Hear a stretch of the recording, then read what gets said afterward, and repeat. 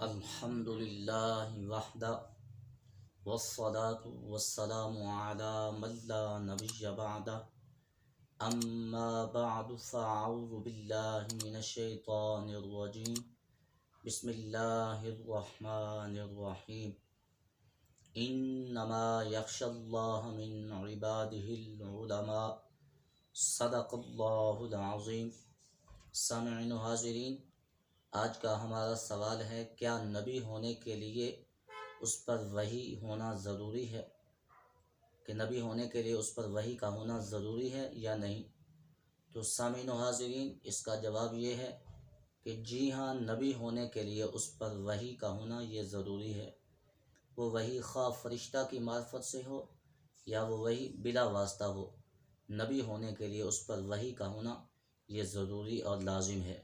اللہ رب العزت ہم سب کو صحیح عقیدہ رکھنے کی توفیق نصیب فرمائے۔